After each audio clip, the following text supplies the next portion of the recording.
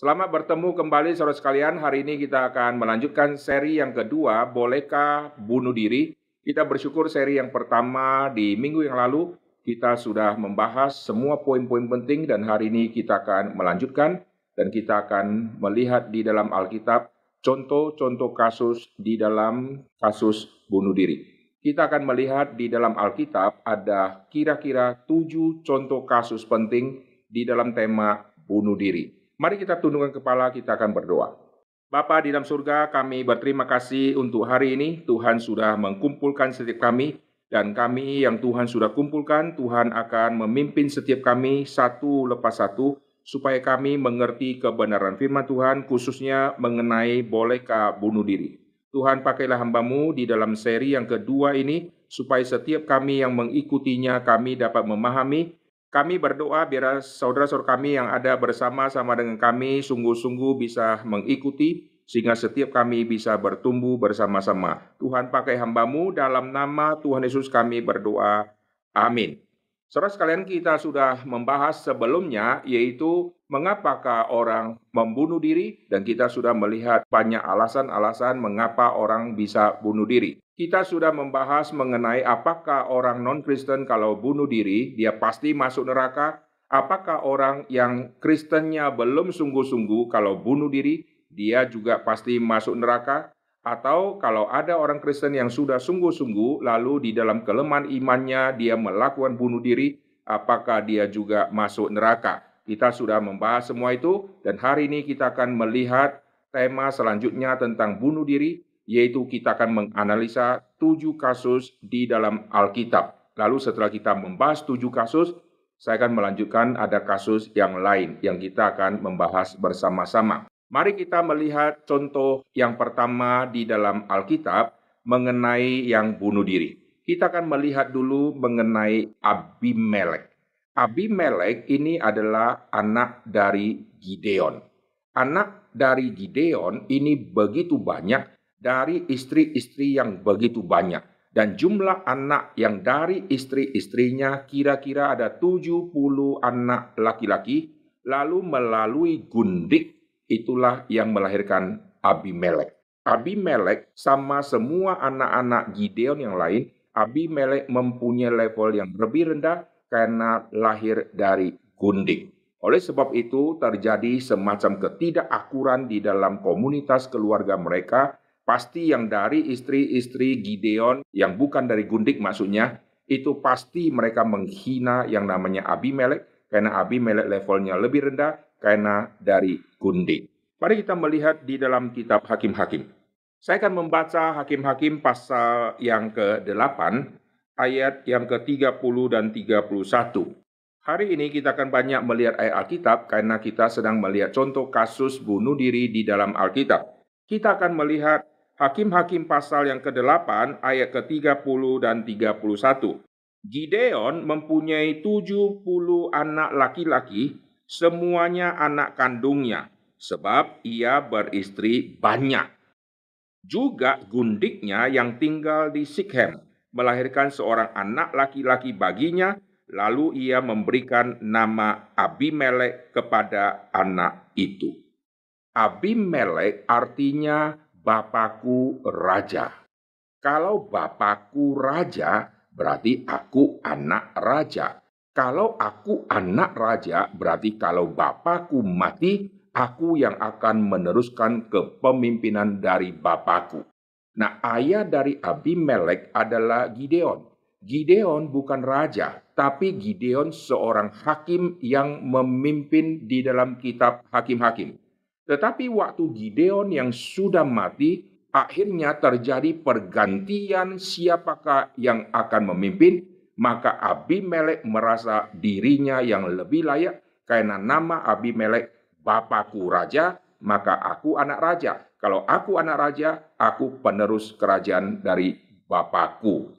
Lalu Abimelek memakai cara bagaimana supaya dia bisa mengalahkan 70 anak-anak laki-laki yang mempunyai peluang yang jauh lebih besar daripada Abimelek, maka karena dia dilahirkan dari gundiknya Gideon yang dari Sikhem, maka di Sikhem itu adalah anggota keluarga dari Abimelek.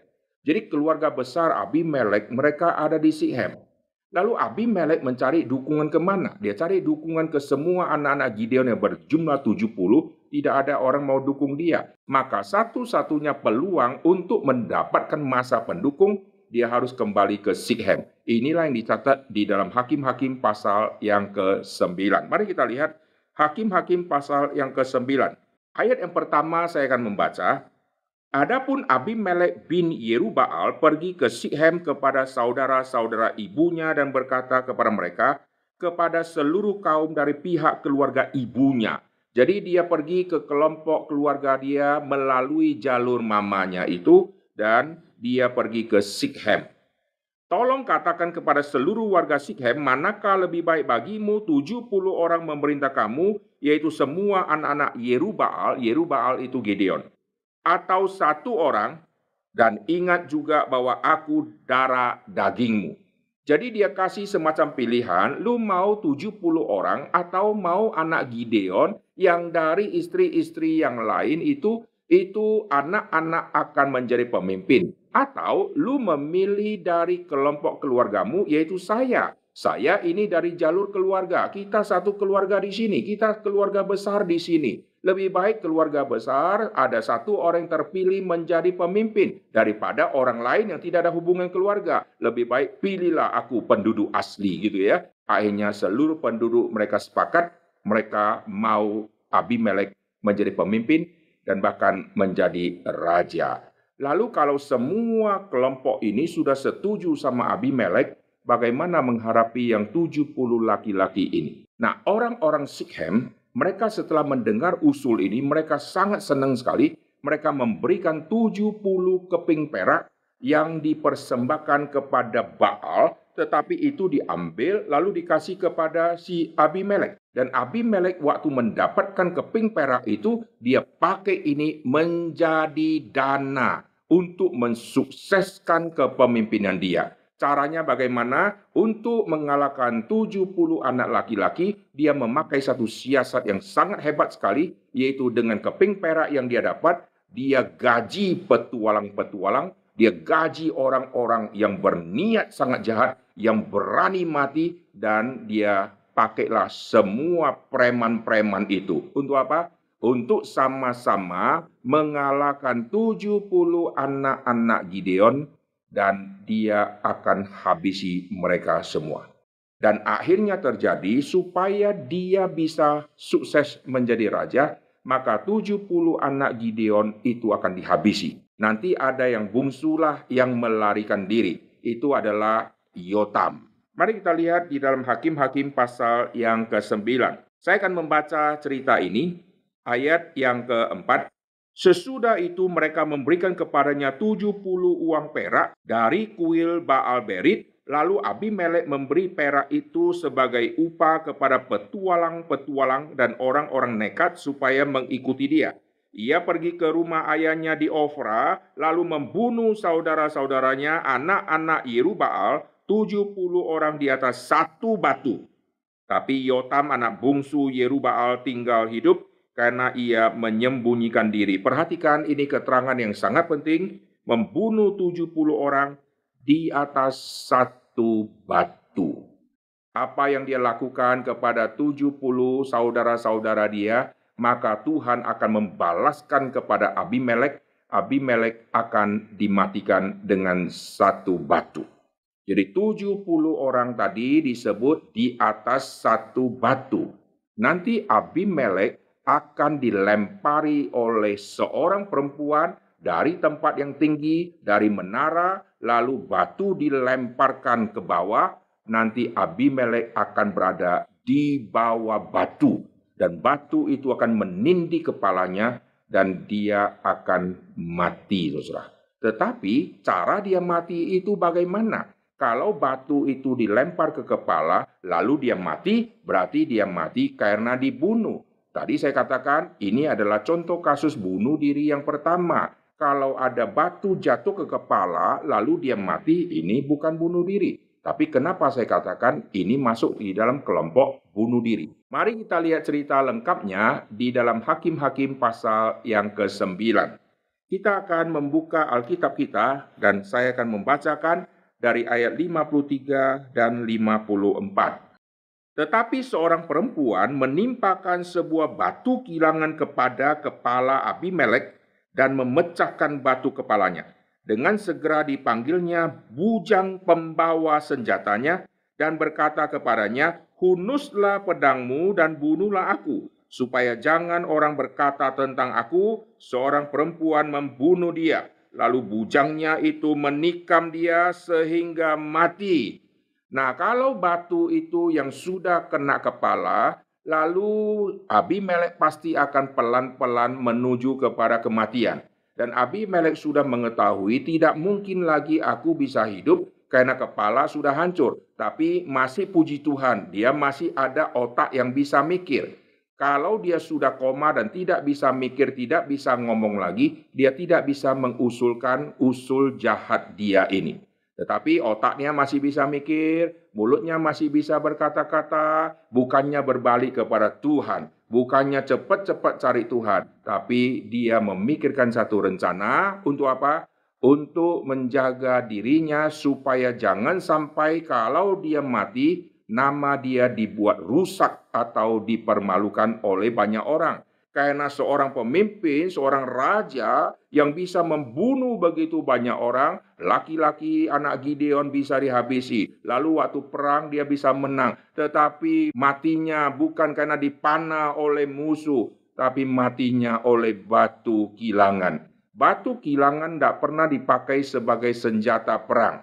Senjata perang biasanya panah, lalu tombak, dan yang lain-lain. Sekarang batu kilangan yang biasanya dipakai di dalam penghilangan, tetapi sekarang kenapa bisa mati oleh batu? Dan kalau matinya oleh orang yang hebat yang melemparkan, masih ada sedikit nama yang harum. Saya dibunuh oleh orang yang hebat, tapi ini yang lemparkan batu itu adalah perempuan. Maka nanti kalau saya mati, nama saya akan dipermalukan. Lebih baik saya merubah cerita kematian saya dengan lebih terhormat. Caranya gimana? Sebelum saya menghembuskan nafas terakhir, karena kepala sudah pecah, dia suruh pembawa senjatanya, silakan cepat-cepat hunuskan pedang, lalu bunuh Abimelek. Perhatikan di Hakim-Hakim 9 tadi. Ayat ke-54, dengan segera dipanggilnya bujang pembawa senjatanya dan berkata kepadanya, "Hunuslah pedangmu dan bunuhlah aku, supaya jangan orang berkata tentang aku seorang perempuan membunuh dia." Lalu bujangnya itu menikam dia sehingga mati. Jadi Abimelek mati bisa kita sebut dibunuh oleh bujangnya. Tapi bujang pembawa senjata tidak akan berani membunuh rajanya. Tidak mungkin membunuh tuannya. Sampai dia bisa berani membunuh tuannya, itu berarti dia sudah memberontak. Tapi pembawa senjata bukan memberontak. Pembawa senjata ini adalah orang yang begitu setia. Di dalam kekalahan dia dampingi, di dalam kemenangan dia dampingi, di dalam kesulitan dia dampingi. Maka kita melihat pembawa senjata ini sangat setia sampai waktu Abimelek mengusulkan, "Kau ambil pedang, hunuskan pedangmu, bunuh aku." Saking setia dan taat kepada pemimpin, dia lakukan hal itu dan dia bunuh Abimelek. Maka kalau orang tanya, Abimelek kenapa mati? Kenapa kepala pecah? Oh, karena dia dihunus oleh pedang. Maka semua bicara tentang dihunus oleh pedang, dihunus oleh pedang. Dan saya percaya pembawa senjata ini merahasiakan kematian dari Abimelek, sehingga biarkan semua orang mengambil satu konklusi bahwa Abimelek mati karena ditusuk oleh musuh. Dan pembawa senjata ini tidak pernah lagi diceritakan riwayat hidupnya, tetapi kematian Abimelek Alkitab catat. Lu mau menghapus aib kematianmu? Aku tuliskan semua fakta kematianmu. Kau dilempar batu oleh perempuan. Nah, ini contoh yang pertama di dalam Alkitab. Jadi Abimelek ingin jadi raja. Ada pembawa senjata. Pembawa senjata dengan setia dia mengikuti Abimelek dan disuruh bunuh Abimelek, dia lakukan hal itu. Contoh yang kedua, kita akan melihat tentang Saul. Saul juga seorang raja. Tetapi raja yang sudah Tuhan buang. Tuhan sudah tidak lagi menyertai Saul, dan Saul di dalam peperangan sudah tidak lagi disertai oleh Tuhan, dan Tuhan sudah menubuatkan mengenai kematian daripada Saul dan anak-anaknya. Maka hari kematian sekarang akan tiba. Lalu bagaimanakah kematian Saul bisa terjadi? Mari kita lihat contoh di dalam Alkitab. Untuk contoh yang kedua ini, kita akan melihat di dalam 1 Samuel pasal yang ke-31. 1 Samuel pasal 31 dari ayat ketiga dan keempat saya akan bacakan. Kemudian makin beratlah pertempuran itu bagi Saul. Para pemanah menjumpainya dan melukainya dengan parah. Jadi yang Saul lebih terhormat sedikit, bukan dengan batu kilangan, tetapi dengan panahnya musuh. Tetapi Saul adalah seorang raja yang begitu sombong dan begitu merasa dirinya terhormat, maka kalau dia mati di tangan musuh dengan panah, dia akan malunya luar biasa. Lalu kita lihat, apakah kematian Saul itu adalah satu kematian yang wajar atau kematian yang berhubungan dengan bunuh diri. Mari kita lihat ceritanya, kenapakah Saul sampai mengusulkan cara untuk dia bisa mati. Kita perhatikan di ayat yang ketiga. Kemudian makin beratlah pertempuran itu bagi Saul, para pemanah menjumpainya dan melukainya dengan parah. Kalau sudah luka dengan parah, dengan panah, berarti darah terus ngalir. Kalau tidak cepat ditolong, akan mati pelan-pelan karena kehabisan darah.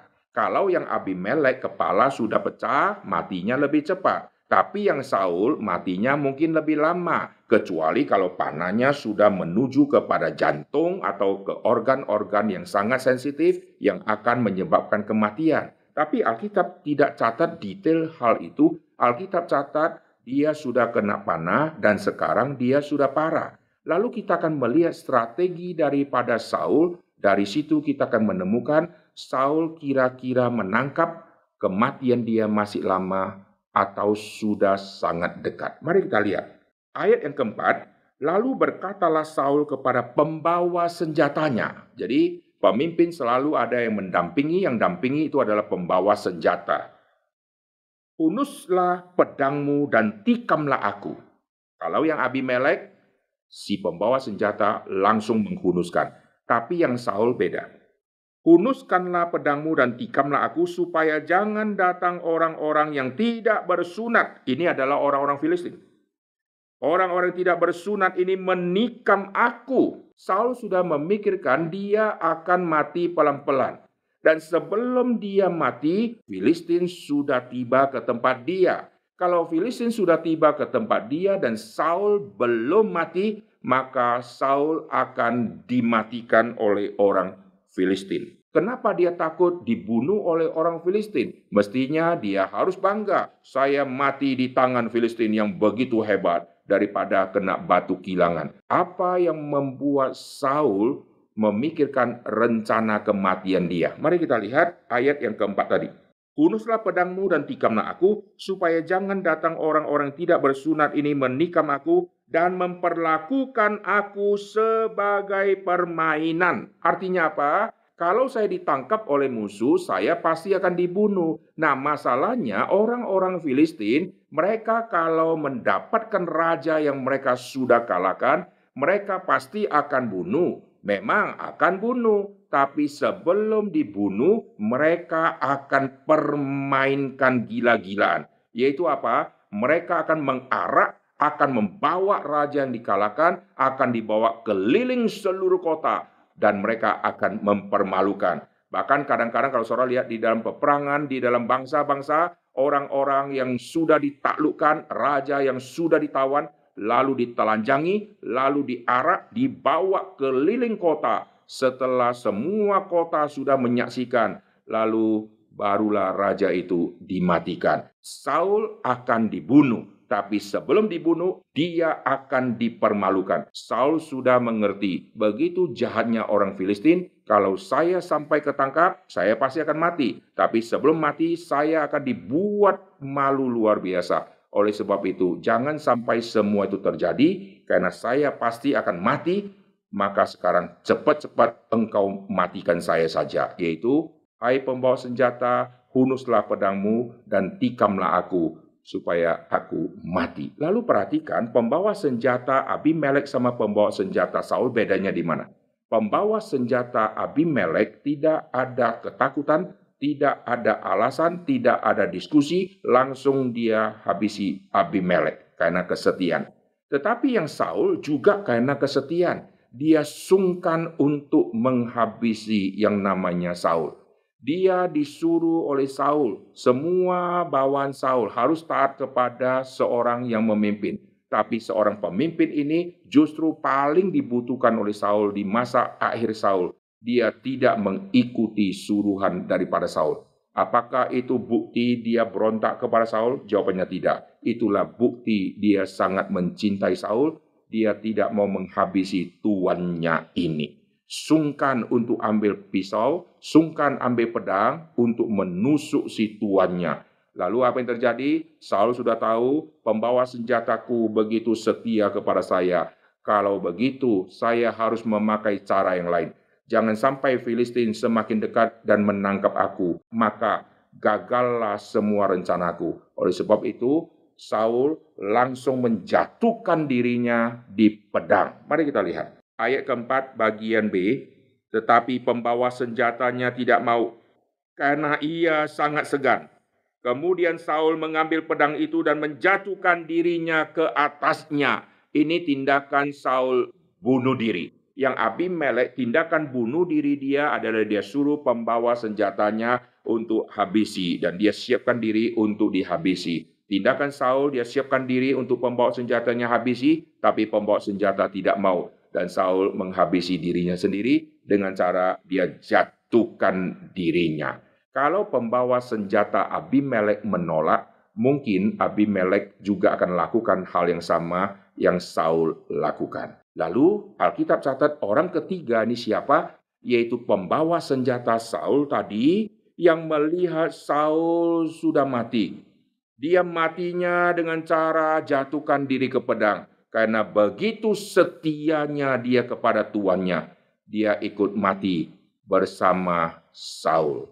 Di dalam zaman dulu, raja-raja, pemimpin-pemimpin di dalam kerajaan-kerajaan yang luar biasa, mereka mempunyai bawahan-bawahan yang sangat setia. Mereka punya budak-budak yang sangat setia. Kadang-kadang kalau rajanya mati, maka budak-budaknya ikut dikuburkan bersama dengan rajanya. Misalnya kalau di Mesir, saudara lihat kuburan dari Firaun, nanti sekitar situ ada kuburan penjaganya. Jadi penjaga-penjaga ikut dikuburkan. Tujuannya apa? Tujuannya di bumi dia dijaga oleh para pengawal. Nanti waktu dia sudah mati, dia masuk ke dunia yang lain, pengawal-pengawal juga mengikuti dia ke dunia yang lain. Mengabdi kepada dia di dunia sementara dan mengabdi kepada dia di dunia yang akan datang. Maka kita lihat bawahan-bawahan termasuk pembawa senjata, prajurit-prajurit yang setia. Mereka biasanya ikut mati kalau si rajanya mati. Nah, pembawa senjata Saul mempunyai jiwa yang luar biasa dan dia juga jatuhkan dirinya, lalu dia juga mati. Inilah contoh ketiga kasus bunuh diri. Kita lihat pasal 31 ayat ke-5, kita akan melihat contoh kasus pembawa senjata yang lakukan bunuh diri. Ketika pembawa senjatanya melihat bahwa Saul telah mati, ia pun menjatuhkan dirinya ke atas pedangnya, lalu mati bersama-sama dengan Saul. 3 kali kasus kematian berhubungan dengan pedang. Yang Abimelek dimulai dengan batu kilangan, tapi diakhiri dengan pedang yang dihunuskan. Lalu yang Saul hidupnya diakhiri awalnya dengan panah, tetapi akhirnya mati dengan pedang. Lalu pembawa senjata yang kita tidak tahu matinya nanti bagaimana, mungkin karena sakit penyakit, dia punya kesempatan untuk melarikan diri, tetapi akhirnya kita melihat Alkitab catat, dia menjatuhkan dirinya di pedang dan ikut mati. Dia lebih pilih mati daripada melarikan diri. Kalau dia melarikan diri, saya percaya orang Filistin mungkin tidak akan kejar dia. Karena mereka sudah melihat Saul sudah berhasil ditaklukkan dan mereka sudah dapat si Saul, maka mereka tidak akan kejar lagi penduduk yang biasa-biasa, prajurit yang biasa-biasa, karena mereka incarnya adalah Saul. Itu contoh yang ketiga. Kita akan melihat contoh yang keempat. Contoh yang keempat adalah Ahitofel. Mari kita lihat. Kita akan melihat kasus contoh Ahitofel yang melakukan bunuh diri. 2 Samuel pasal yang ke-16, kita akan membaca di ayat 23. Pada waktu itu nasihat yang diberikan Ahitofel adalah sama dengan petunjuk yang dimintakan daripada Allah. Demikianlah dinilai setiap nasihat Ahitofel, baik oleh Daud maupun oleh Absalom. Ceritanya bagaimana ini? Nah, perhatikan Daud di dalam masa kepemimpinan dia menjadi berkat bagi banyak orang Israel karena melalui kepemimpinan dia ada kedamaian yang luar biasa dan kerajaan Israel masih bersatu, belum terpecah. Lalu apa yang terjadi? Semua raja-raja di dalam zaman dulu mereka mempunyai penasihat-penasihat yang luar biasa yang dianggap orang-orang bijak. Dan penasihat-penasihat itu saking bijaknya, kadang-kadang mereka disamakan dengan nabi-nabi yang hebat. Karena nasihat-nasihat mereka dianggap sama dengan petunjuk dari Allah. Inilah yang kita baca di ayat 23. Pada waktu itu nasihat yang diberikan Ahitofel adalah sama dengan petunjuk yang dimintakan daripada Allah. Jadi begitu luar biasanya Ahitofel ini. Ahitofel seorang yang dianggap bijak, dia adalah penasehatnya Daud. Bayangkan, Daud yang adalah seorang raja yang diberkati Tuhan, lalu ada penasehat dari seorang raja yang diberkati oleh Tuhan. Kalau Ahitofel bukan orang yang rohani baik, tidak mungkin bisa jadi penasehatnya Daud. Karena Daud rohani luar biasa. Tetapi apa yang terjadi? Kenapakah Ahitofel akhirnya bunuh diri? Ahitofel adalah penasehat Daud. Lalu nanti kita akan melihat anaknya Daud, Absalom, yang terjadi konflik dengan Daud. Dia mau kudeta, dia melakukan satu kejahatan. Lalu yang Ahitofel, yang awalnya penasehatnya Daud, nanti dia akan pindah menjadi penasehatnya Absalom. Mengapakah ada pembawa senjata yang begitu setia? Kenapakah ada penasihat raja kok tidak setia? Apa yang menyebabkan Ahitofel kenapa pindah menjadi penasihatnya Absalom? Padahal Absalom sama Daud, Absalom sangat membenci Daud. Mestinya dia penasihat Daud, dia harus membela Daud. Dia akan mengkutuki Absalom. Dia pro kepada Absalom. Kenapa? Kenapa Ahitofel pro kepada Absalom? Perhatikan kasus waktu Daud mengambil Batsyeba. Batsyeba yang diambil itu adalah istri dari Uria. Dan Batsyeba yang diambil oleh Daud dengan tidak sah membuat sakit hati Ahitofel. Loh, kalau begitu Ahitofel pacaran sama Batsyeba? Tidak. Ahitofel adalah kakeknya Batsyeba. Karena dia seorang kakek yang juga mempunyai harga diri yang luar biasa di keluarganya, dia tidak mau ada cucunya yang diambil oleh Daud dengan semena-mena. Maka sejak Daud mengambil Batsyeba, Ahitofel sudah tidak respect kepada Daud dan dia sudah tidak setia lagi kepada Daud dan dia sekarang pindah kepada Absalom. Nah, ini ceritanya. Lalu bagaimanakah si Ahitofel akhirnya bisa meninggal? Lucu. Orang ini orang bijak. Orang ini petunjuknya sama seperti petunjuk Tuhan. Luar biasa. Tapi matinya konyol dan luar biasa aneh, saudara. Bagaimana cara matinya? Yaitu nasihat dia sudah tidak didengarkan. Waktu dia memberikan nasihat dia sudah tidak didengarkan. Lalu orang lain lebih mendengarkan nasihat yang lain. Jadi ada saingan. Dulu nasihat saya semua didengar, kalimat saya didengar. Lalu sekarang sudah muncul ada tandingannya. Lalu yang didengar adalah yang orang lain. Lalu dia langsung gengsinya luar biasa disentuh, luar biasa dia marah. karena sekarang apa yang kusampaikan sudah tidak ada orang mau mendengarkan lagi. Dia merasa dirinya sudah diinjak-injak dan dia lakukan bunuh diri. Tadi kita baca 2 Samuel pasal ke-16 ayat 23. Sekarang kita baca 2 Samuel pasal 17 ayat 23. Sama-sama ayat 23. Ketika dilihat Ahitofel bahwa nasihatnya tidak dipedulikan, dipasangnya pelana keledainya, dia kecewa, saya sudah tidak diakui, saya punya prestasi sudah tidak lagi disanjung, kalimatku sudah tidak lagi mau didengar. Dia kecewa luar biasa, langsung dia pasang pelana keledai, dia berangkat pulang. Masih ada kesempatan untuk berdoa kepada Tuhan, ngadu kepada Tuhan, tapi dia tidak lakukan. Dia berangkat pulang ke rumah, ke kotanya. Ia mengatur urusan rumah tangganya. Wah, dia beres-beres. Dia tahu dia akan meninggalkan dunia ini. Dia selesaikan dulu semua tugas-tugas yang belum diselesaikan. Dia bereskan dulu. Semua sudah rapi.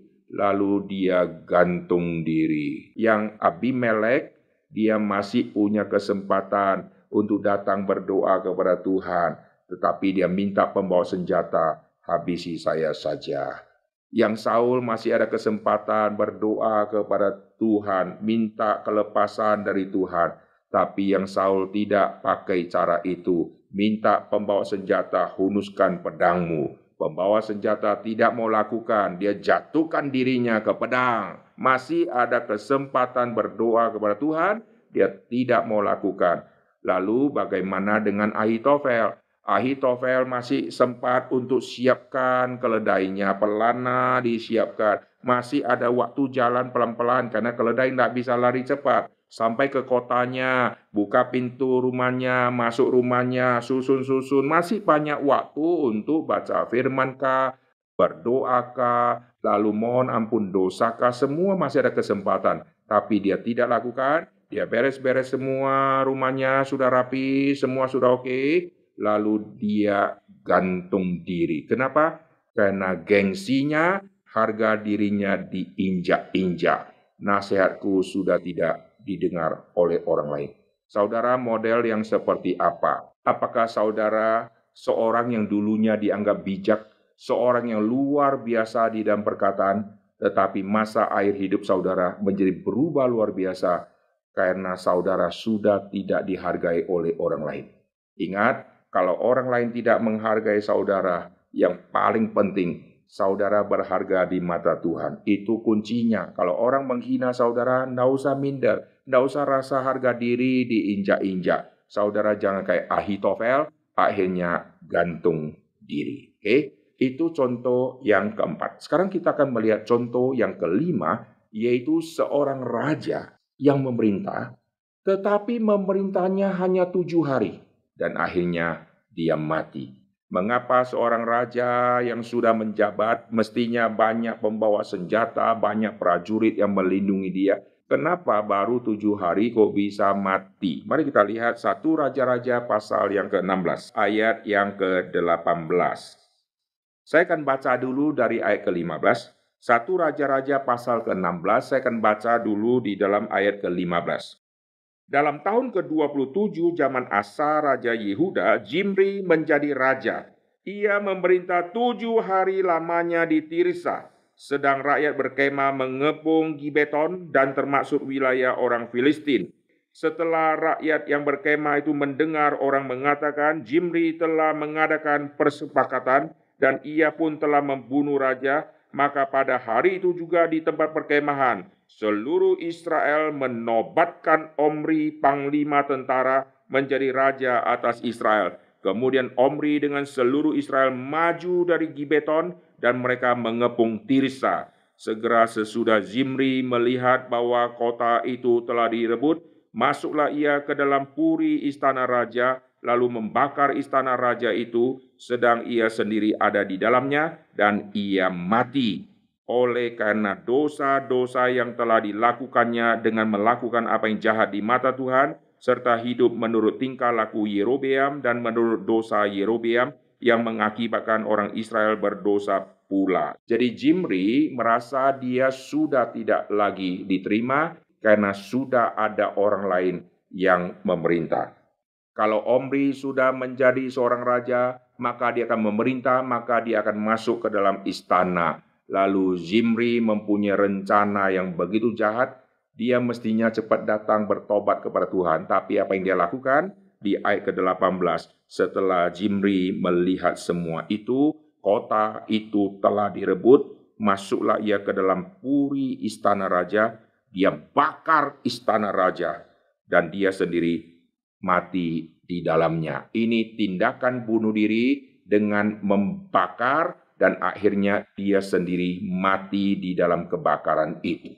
Jadi kita melihat contoh-contoh kasus bunuh diri ini sangat banyak variasi, apalagi sampai kepada zaman sekarang. Di zaman dulu saja sudah variasi. Ini adalah contoh yang kelima. Sekarang kita akan melihat contoh yang keenam, itu adalah Yudas Iskariot. Nanti contoh yang ketujuh ini adalah Simson. Saya sengaja tempatkan Simson di yang terakhir, yang nomor 7. Karena nanti kita akan membahas tentang Simson, dia matinya bunuh dirikah atau tidak. Nah, sekarang kita lihat yang Yudas. Mari kita membaca dia Matius pasal yang ke-27. Matius pasal ke-27 ayat ke-5.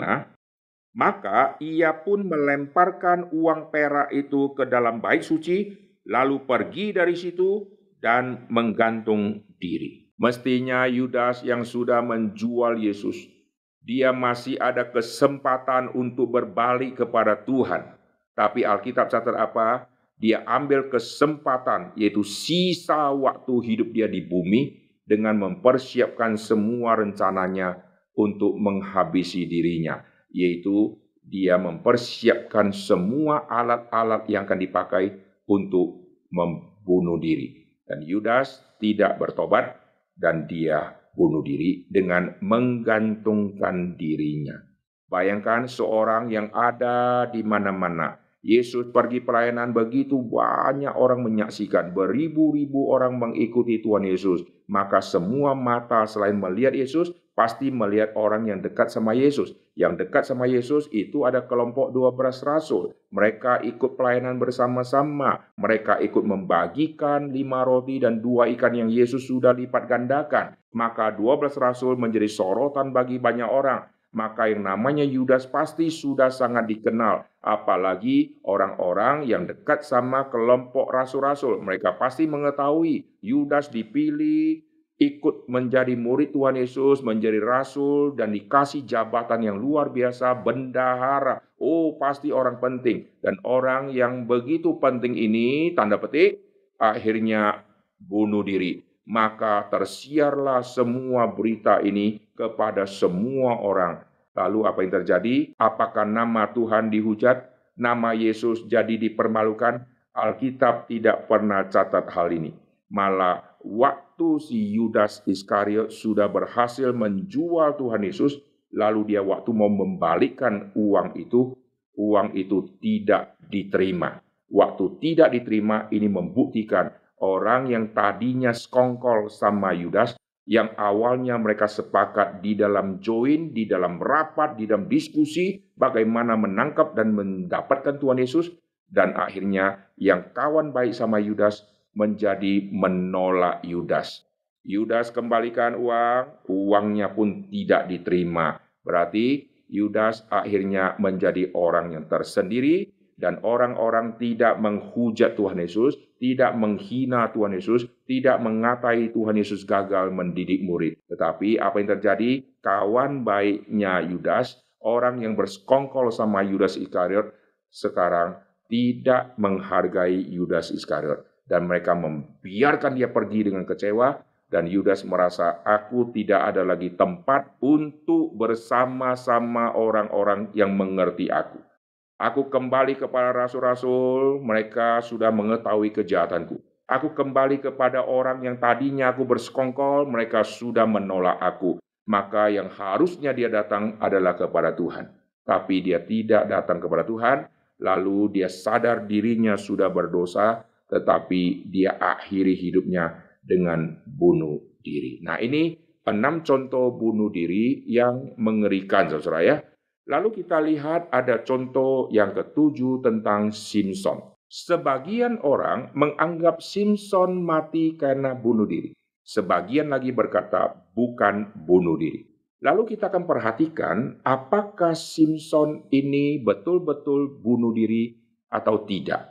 Kalau dia bunuh diri, berarti dia seperti orang-orang yang sudah kecewa hidup, lalu akhirnya dia mati seperti itu. Tetapi kalau dia bukan orang yang seperti yang sebelumnya, yang bunuh diri karena gengsi, lalu yang Simson ini bagaimana? Dia kenapa lakukan tindakan yang mematikan dirinya? Mari kita melihat tentang Simson ini. Kita akan melihat Hakim-Hakim pasal yang ke-16 dari ayat ke-26. Berkatalah Simson kepada anak yang menuntun dia, lepaskanlah aku dan biarkan aku meraba-raba tiang-tiang penyangga rumah ini, supaya aku dapat bersandar padanya. Adapun gedung itu penuh dengan laki-laki dan perempuan, segala raja kota orang Filistin ada di sana, dan di atas soto ada kira-kira 3.000 orang laki-laki dan perempuan yang menonton lawak Simson itu. Soto itu adalah rumah yang bagian atas yang biasanya itu terbuka, yaitu namanya soto. Kira-kira 3.000 orang laki-laki dan perempuan yang menonton lawak Simson. Berserulah Simson kepada Tuhan. Ini satu-satunya kali yang dikaitkan dengan bunuh diri yang melibatkan nama Tuhan. Hanya Simson. Simson sebelum mati, dia berkata kepada Tuhan, "Ya Tuhan Allah, ingatlah kiranya kepadaku, dan buatlah aku kuat sekali ini saja ya Allah, supaya dengan suatu pembalasan juga aku balaskan kedua mataku ini kepada orang Filistin." Jadi sebelum dia lakukan ini, dia minta ACC dari Tuhan, yaitu apa? Tuhan kabulkan doaku satu kali ini saja, karena dia tahu inilah akhir dari hidupnya. Kalau permohonan dia dikabulkan, maka seluruh Filistin akan dihabisi waktu itu. Dan kalau Tuhan tidak menjawab dia, maka cerita Alkitab jadi lain. Tapi heran, Tuhan menjawab doanya, berarti apa yang dia doakan, apa yang dia minta, seturut dengan apa yang Tuhan mau lakukan hari itu. Lalu apa yang terjadi? Ayat ke-29, kemudian Simson merangkul kedua tiang yang paling tengah penyangga rumah itu, lalu bertopang pada tiang yang satu dengan tangan kanannya dan kepada tiang yang lain dengan tangan kirinya. Berkatalah Simson, biarlah kiranya aku mati bersama-sama orang Filistin. Lalu membungkuklah ia sekuat-kuatnya, maka rubuhlah rumah itu menimpa raja-raja kota itu dan seluruh orang banyak yang ada di dalamnya. Yang mati dibunuh pada waktu matinya itu lebih banyak daripada yang dibunuhnya pada waktu hidupnya. Sebagian orang berkata Simson matinya bunuh diri. Sebagian orang berkata bukan bunuh diri. Nah, apa yang Alkitab nyatakan ini, kita tadi sudah melihat 6 poin tentang bunuh diri. Lalu ada yang berkata, oh yang 6 ini semua masuk neraka karena tidak ada melibatkan Tuhan. Lalu yang bunuh diri yang model Simson, ini bunuh diri yang melibatkan Tuhan. Yang bunuh diri yang melibatkan Tuhan, ini masuk surga. Apakah seperti itu? Nah, ini perdebatan yang sangat panjang. Yang 6 contoh tadi dianggap tidak melibatkan Tuhan, maka mereka dianggap tidak masuk surga. Ada yang berkata, oh tidak, di antara 6 contoh tadi, yang Saul yang mati dengan bunuh diri, Saul kemungkinan diselamatkan. Nah, ada orang yang pro Saul diselamatkan, ada orang yang tidak setuju Saul diselamatkan. Lalu terjadi perdebatan tentang yang Saul. Tapi yang Abimelek, Ahitofel mereka tidak bahas. Yang Saul mereka bahas. Kenapa? Karena Saul pernah diurapi oleh Tuhan. Roh Tuhan pernah memakai orang ini. Maka orang berkata Saul itu diselamatkan. Ada yang berkata tidak, karena dia mati dengan bunuh diri seperti itu. Nah, kita tidak membahas perdebatan ini ya. Kalau nanti kita ketemu Tuhan, kita yang masuk surga, ketemu Saul, berarti Saul masuk surga. Kalau tidak ketemu Saul, berarti Saul ada di neraka. Oke, kita tidak membahas itu. Nah, sekarang yang kita mau soroti adalah si Simson. Simson adalah satu-satunya di dalam 7 contoh tadi yang melibatkan Tuhan. Dan dia berdoa, Tuhan kabulkan doaku, kasih aku kekuatan yang terakhir. Kalau Tuhan tidak jawab, tidak kasih kekuatan, tidak mungkin manusia normal bisa robohkan tiang yang begitu besar. Di dalam kondisi Simpson yang sudah ditangkap, sudah dipenjara, dalam kondisi mata yang sudah tidak bisa melihat, tidak mungkin ada kekuatan yang luar biasa super itu, jikalau bukan datang dari Tuhan. Maka orang berkata, Simpson tidak bisa masuk kategori bunuh diri seperti 6 contoh yang lain. Nah, itu tanggapan dari orang yang tidak setuju Simpson bunuh diri. Memang kalau kita lihat di dalam Alkitab, Simpson itu tindakannya, kematian dia itu seperti seorang prajurit perang. Seorang prajurit perang, kalau Tuhan suruh dia pergi berperang, dia bisa pergi pulang dengan kemenangan dan dia tidak mati. Tapi bisa saja waktu dia pergi berperang, musuh ditaklukkan, dan dia juga mati di situ. Seperti dalam Perjanjian Baru, ada nabi Tuhan, ada orang-orang di PB yang juga disebut nabi. Saulus juga pernah disebut nabi di dalam kitab Kisah Rasul. Ada utusan-utusan Tuhan, ada rasul-rasul Tuhan. Mereka dikirim seperti domba ke tengah serigala. Dalam rangka apa? Dalam rangka misi. Lalu waktu sampai ke tengah serigala, mereka dicabik-cabik, mereka dianiaya, mereka dibunuh. Apakah domba yang masuk ke kandang serigala itu bunuh diri? Tidak. Mereka masuk di dalam rangka utusan. Maka saya percaya yang Simpson itu ada di Filistin, Simpson bisa masuk ke perkumpulan mereka, bisa ada di tempat pesta yang begitu ramai. Ini adalah cara Tuhan yang memakai Simpson untuk menghabisi orang Filistin, dan saat itu Tuhan menjawab doanya Simpson. Maka boleh dikatakan Simpson adalah utusan Tuhan yang sangat penting saat itu. Apakah Simpson mati masuk surga atau neraka? Alkitab ada kasih contoh ayat yang sangat penting. Yaitu apa? Yaitu di dalam kitab Ibrani. Mari kita melihat di dalam kitab Ibrani. Ibrani pasal 11 meliskan semua daftar orang-orang yang beriman. Perhatikan di ayat yang keempat, itu dia sebutkan ada Habel, ayat kelima ada Henok. Nanti dia akan masuk cerita tentang Nuh, lihat ayat ke-7, ada cerita tentang Nuh, lalu ayat ke-8 ada cerita Abraham, lalu ada cerita tentang nanti masuk ke Yakub dan seterusnya. Ini adalah daftar dari orang-orang yang diberkati oleh Tuhan, yang disertai oleh Tuhan, atau orang-orang benar, orang-orang beriman. Di dalam daftar semua list ini, saudara perhatikan nanti ada cerita tentang Yusuf ayat ke-22, ada cerita tentang Musa ayat ke-23. Ini semua daftar-daftar penting. Ayat yang ke-30, karena iman maka runtuhlah tembok-tembok Yeriko. Ini sudah bicara zamannya Yosua. Ayat 31, karena iman maka Rahab. Ini adalah pengintai yang pernah diutus ketemu sama Rahab untuk di dalam pembicaraan nanti penggempuran yang akan terjadi. Maka Yeriko akan ditunggang balik, tapi Rahab beriman. Lihat ayat ke-32, ini ayat kuncinya. Dan apakah lagi yang harus aku sebut, sebab aku akan kekurangan waktu apabila aku hendak menceritakan tentang Gideon. Oh, Gideon muncul dalam kitab Hakim-Hakim. Ini orang hebat. Barak, oh orang hebat di dalam kitab Hakim-Hakim. Simpson, perhatikan. Simpson dia masuk di dalam list Ibrani pasal yang ke-11. Maka kemungkinan yang sangat besar Simpson pasti adalah orang yang diselamatkan.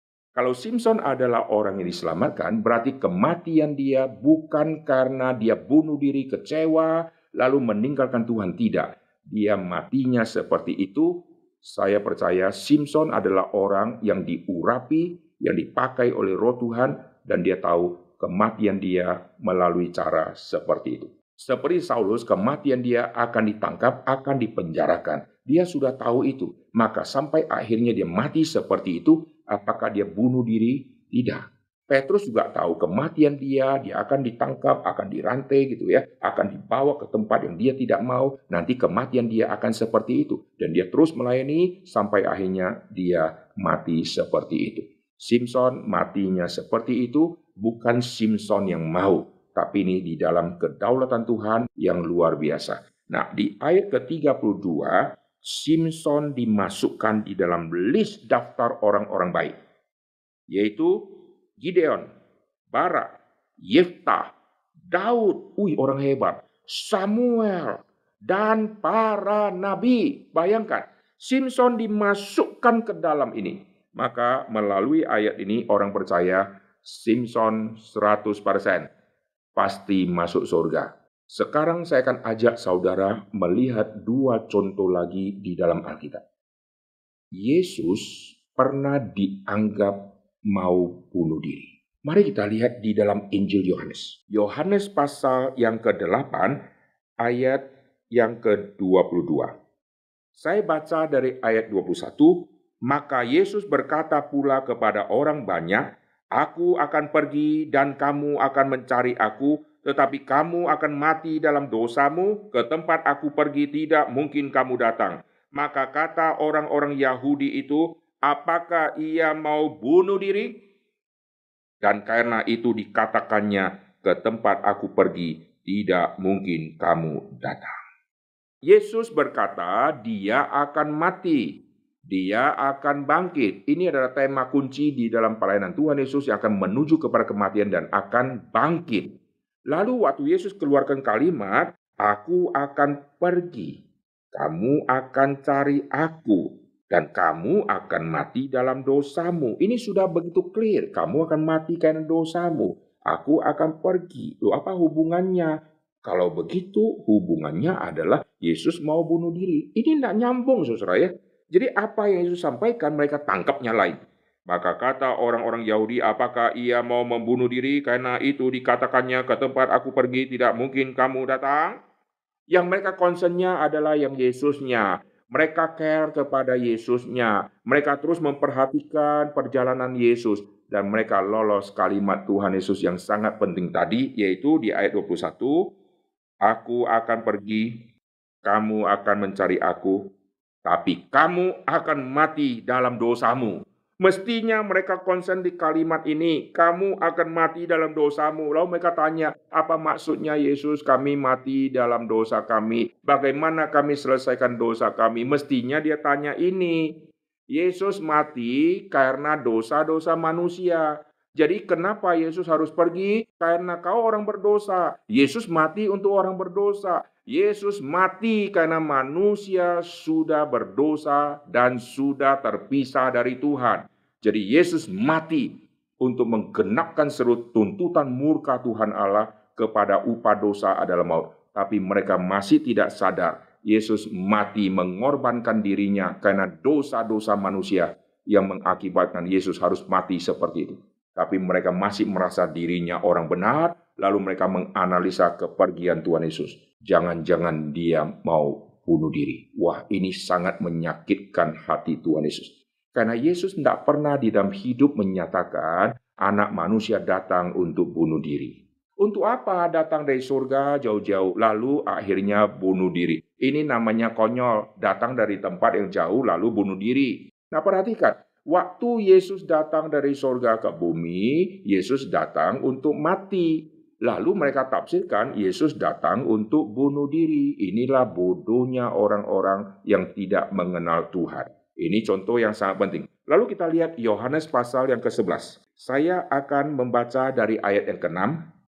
Namun setelah didengarnya bahwa Lazarus sakit, ia sengaja tinggal 2 hari lagi di tempat di mana ia berada. Tetapi sesudah itu ia berkata kepada murid-muridnya, mari kita kembali ke Yudea.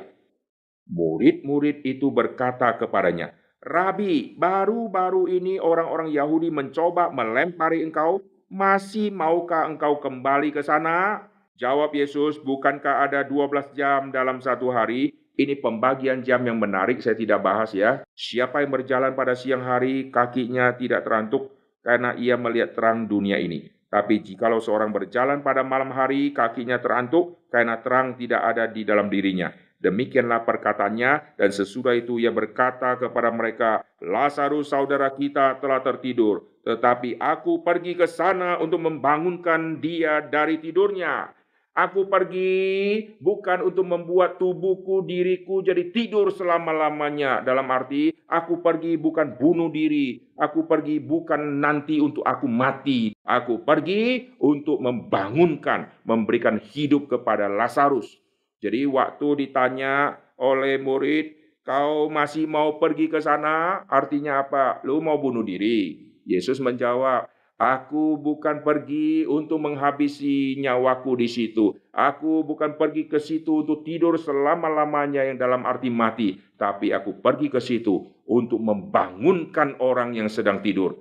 Yang dikatakan mati itu sekarang akan hidup.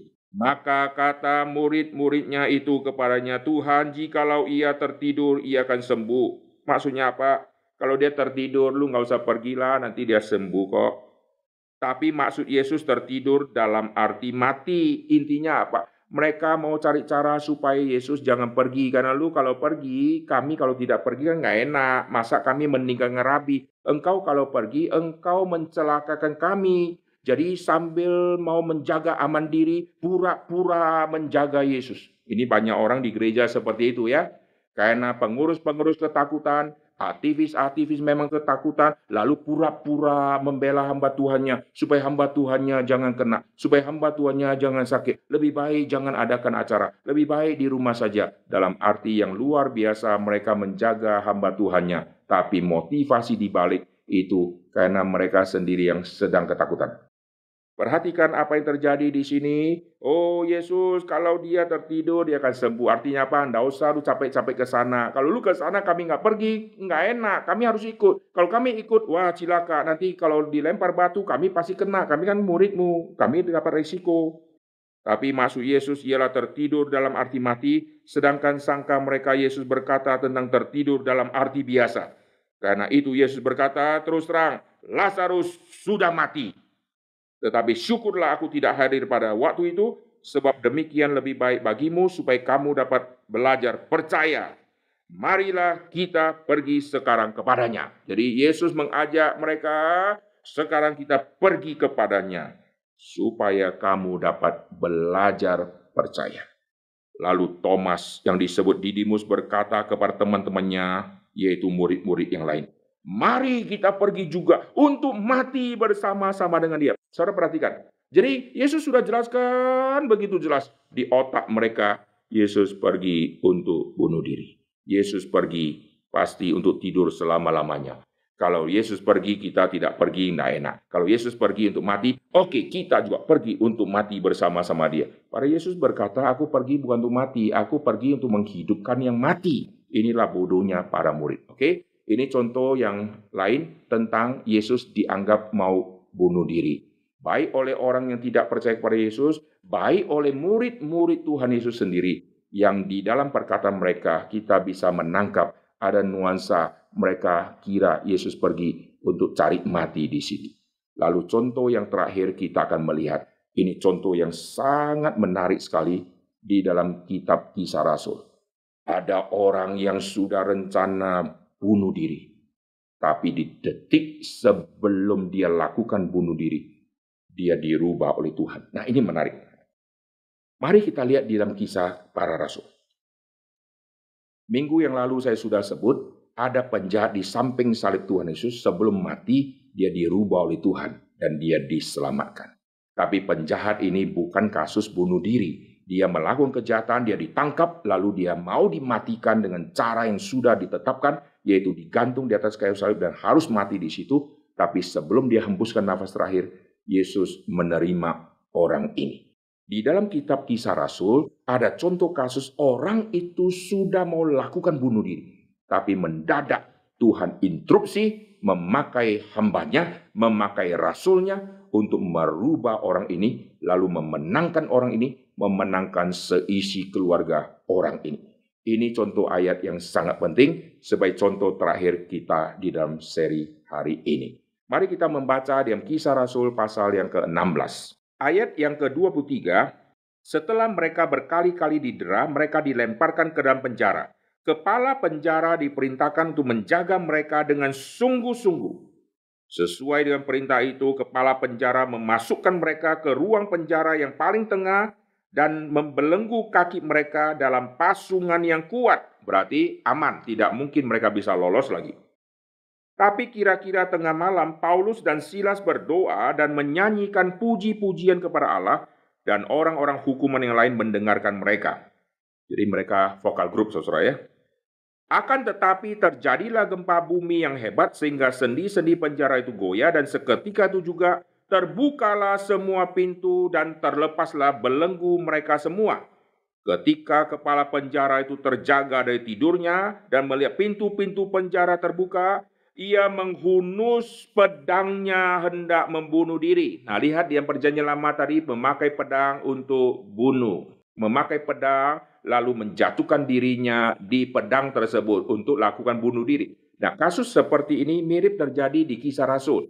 Jadi memakai pedang lalu nusukkan ke dalam dirinya. Perhatikan ayat 27. Ia menghunuskan pedangnya hendak membunuh diri. Perhatikan sisa berapa detik pedang itu akan menembus tubuhnya. Tapi mendadak Tuhan interupsi. Karena ia menyangka bahwa orang-orang hukuman itu telah melarikan diri. Di dalam hukum Romawi, seorang yang sudah ditugaskan menjadi abdi kepada kerajaan Romawi, kalau engkau kepala penjara, engkau yang bertugas menjaga tahanan. Kalau tahanan itu melarikan diri, kau yang akan kena hukuman berat. Maka sekarang tugas yang sudah diberikan yaitu menjaga dengan ketat Paulus ini, tapi sekarang Paulus sudah tidak ada. Maka tidak mungkin saya bisa cari dia. Kalau saya cari dia, informasi ini tersebar, kaisar sudah mendengar, maka saya pasti kena ciduk dan saya pasti dihabisi. Oleh sebab itu, saya pasti akan mati di tangan kaisar dengan hukuman yang begitu berat dan saya akan dipermalukan. Kalau begitu, lebih baik aku mati bunuh diri. Ya, harap-haraplah nanti orang kalau lihat aku mati bunuh diri seperti ini, oh mungkin orang akan tafsir, dia mati pasti dibunuh oleh Paulus, pasti dibunuh oleh orang tahanan, dia bukan bunuh diri. Ya, dia pakai cara, yang penting sekarang saya mati saja gitu ya. Kita nggak tahu yang dia pikirkan seperti apa. Apakah dia berpikir, biar aku mati, nanti setelah itu kasus ini terbongkar, orang lain tahu. Tidak mungkin seorang kepala penjara yang punya posisi dan gaji yang besar melakukan tindakan bunuh diri. Pasti dibunuh oleh tahanan. Buktinya apa? Lihat tahanan melarikan diri, gitu kan. Lalu perhatikan, di dalam waktu sisa berapa detik pedang itu akan masuk ke tubuh. Ayat ke-28. Paulus berseru dengan suara nyaring katanya. Interupsi saudara ya. Maka kalau saudara lihat orang-orang berdosa yang sedang menuju kepada kematian, saudara perlu ada suara nyaring mensadarkan dia. Jikalau tidak, suara saudara terlalu kecil, dia tidak dengar, pedang itu sudah tusuk ke tubuhnya, dia sudah mati. Di dalam kondisi yang sudah mepet, saudara mesti berteriak.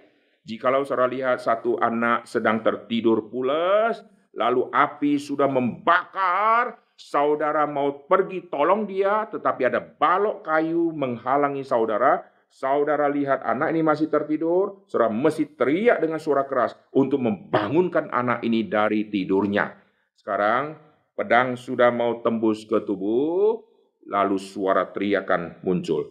Paulus berseru dengan suara nyaring katanya, jangan celakakan dirimu, sebab kami semuanya masih ada di sini. Wah, dia kaget. Nggak mungkin terjadi. Semua ada kesempatan lari, kenapa tidak lari? Maka semua pasti sudah lari, aku bunuh diri saja. Ternyata ceritanya lain.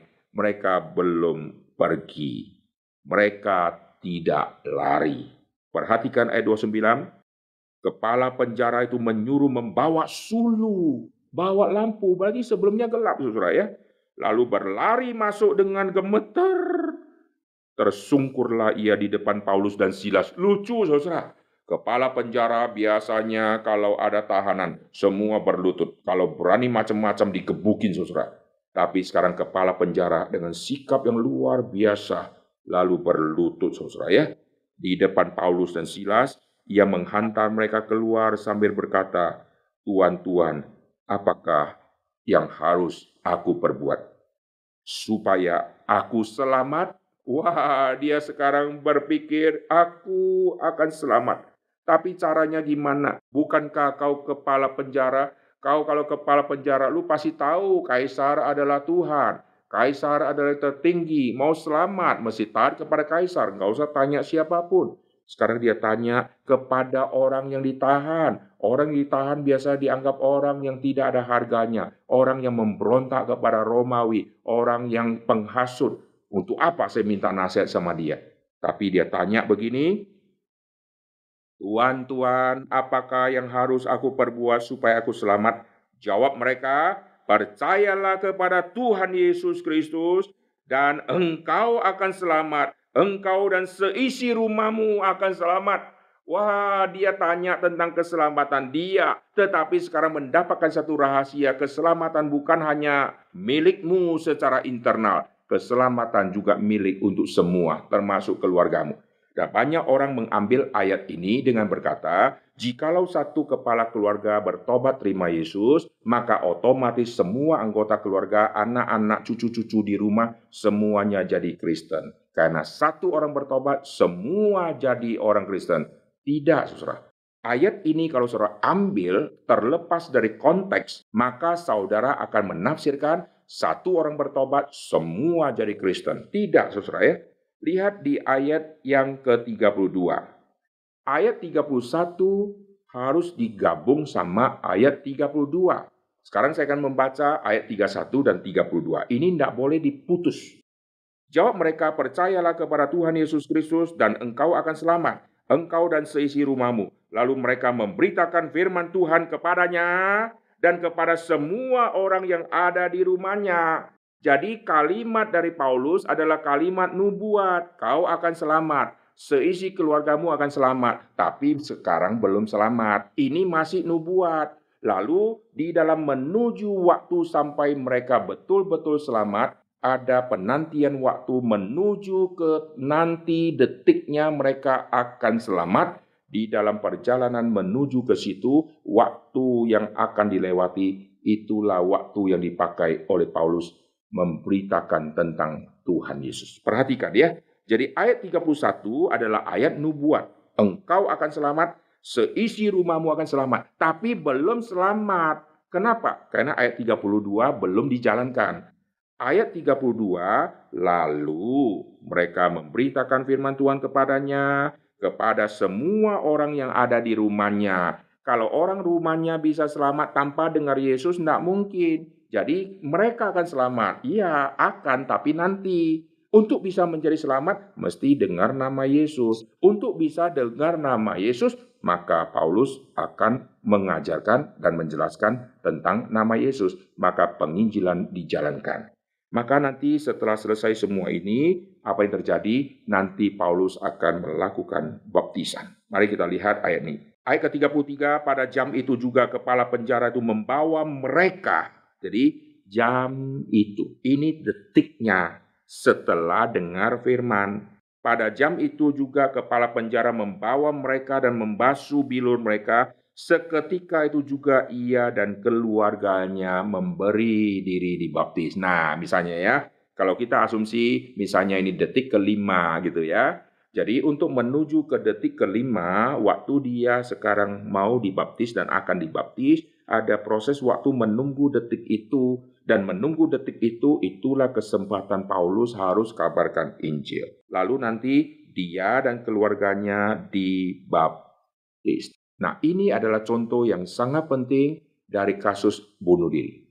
Dia sudah mau bunuh diri, sisa sedikit lagi, tidak tahu berapa jaraknya, sudah mau menuju ke tubuh, mendadak Tuhan instruksi melalui Paulus.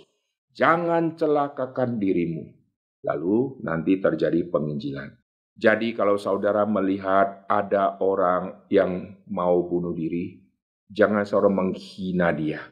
Dia mempunyai pergumulan yang memang masih berat, tetapi tugas saudara, kalau dia mau bunuh diri dan saudara tahu dia mau bunuh diri, berarti Tuhan memakai saudara seperti Paulus untuk menginstruksi dia dengan suara yang keras, jangan celakakan dirimu.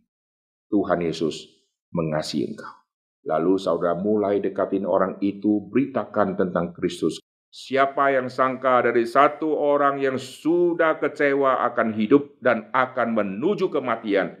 dan seluruh anggota keluarga akan menangis kehilangan orang yang dia cintai. Seluruh keluarga akan berkabung dengan kesedihan yang luar biasa. Sekarang berubah menjadi satu keluarga sukacita selama-lamanya. Sukacita yang Kristus kasih kepada kepala penjara dan kepada seisi rumah dari kepala penjara adalah sukacita yang permanen, bukan duka cita. Ini satu hal yang sangat ajaib terjadi di dalam cerita Alkitab, yaitu kasus bunuh diri yang tidak jadi. Barang siapa yang menyaksikan acara ini, yang masih bergumul, apakah saya jadi bunuh diri atau tidak, saudara ingat ayat yang tadi kita baca, Kisah Rasul pasal ke-16. Jangan celakakan dirimu, Tuhan Yesus mengasihi engkau.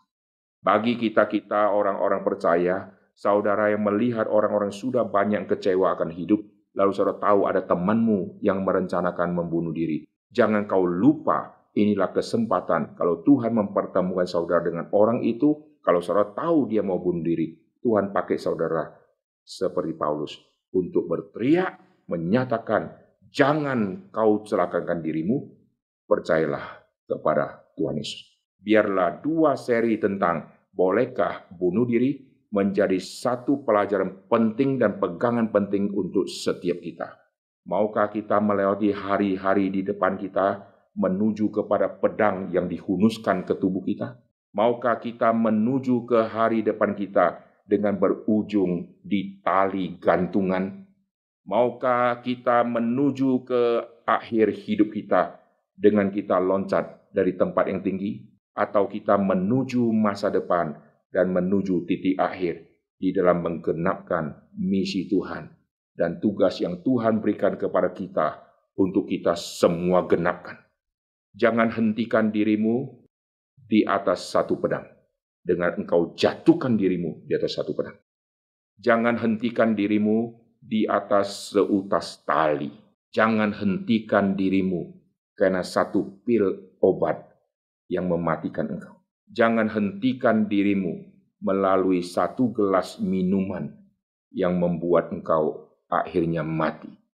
Jangan akhiri hidupmu dengan cara apapun yang pernah orang lakukan di dalam dunia. Tapi melangkahlah ke depan, karena terang Kristus bercahaya di depanmu dan akan memimpin langkah kakimu seperti kepala penjara yang dipimpin hidupnya menuju kepada terang yang sesungguhnya. Amin. Kita akan berdoa dan kita akan mengakhiri seri ini. Bapa di dalam surga, kami berterima kasih untuk apa yang Tuhan sudah kerjakan dalam hidup setiap kami. Kami sadar dalam hidup kami, kadang-kadang kami bisa lemah, kadang-kadang kami bisa jatuh imannya. Oleh sebab itu kami berdoa, Tuhan kuatkanlah setiap anak-anak Tuhan, dan kuatkanlah setiap saudara-saudara kami, dimanapun mereka berada, yang menyaksikan siaran ini, biar mereka diberi penjelasan melalui firman Tuhan yang sudah disampaikan selama 2 seri ini, dan roh Tuhan bekerja di dalam hati mereka, sehingga mereka yang merencanakan bunuh diri, akhirnya tidak jadi. Mereka yang sudah kehilangan identitas diri, mungkin harga diri sudah diinjak-injak, tetapi yang paling penting, mereka berharga di mata Tuhan. Mereka yang dihina oleh saudara-saudara dan teman-teman, mereka tidak minder dan tidak gengsi, karena mereka adalah orang yang Tuhan cipta dan yang Tuhan akan pakai di dalam ladang misi Tuhan. Tuhan pakai setiap kami untuk menjadi berkat kepada siapapun saja, kepada orang yang mungkin sudah tidak berpengharapan, yang sisa berapa detik akan meninggal dunia. Pakailah suara kami dengan suara nyaring, berteriak, jangan celakakan dirimu, kembalilah kepada Tuhan Yesus, sehingga banyak orang bisa dimenangkan dan dibawa kembali kepada Kristus. Terima kasih Tuhan, dengar doa kami. Dalam nama Tuhan Yesus kami berdoa. Amin.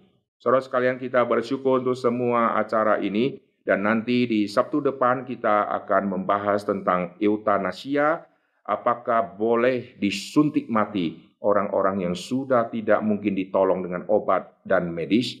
Apakah orang itu boleh kita akhiri hidupnya? Apakah binatang kesayangan kita, lalu kita melihat dia sudah kena kanker, misalnya anjing yang kita sayang sekarang kena kanker, dan dia akan mati sangat sakit sekali, lebih baik kita suntik mati dia saja. Bolehkah kalau untuk binatang? Bolehkah untuk manusia? Dan seterusnya.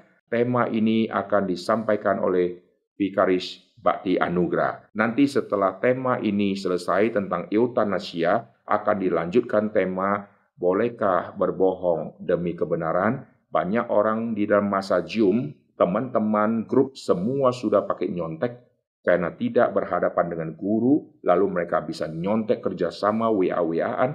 Apakah saudara ikut mereka atau saudara tidak ikut mereka? Kalau saudara tidak ikut mereka, saudara akan dikucilkan oleh mereka. Lalu kalau saudara ikut mereka, saudara akan melakukan satu kebohongan supaya saudara dianggap lulus dengan belajar. Padahal saudara lulus dengan tidak belajar, tapi nyontek. Dan ini akan disampaikan oleh Vikaris Imelda Ginting. Nanti setelah 3 tema ini, yaitu bunuh diri, eutanasia, lalu yang tentang bohong, setelah ini semua, kita masih ada tema yang menarik nanti di waktu yang akan datang. Jadi setiap Sabtu kita akan keluarkan semua tema-tema yang sangat menarik, termasuk nanti tentang jodoh online dan yang lain-lain. Tuhan memberkati. Shalom.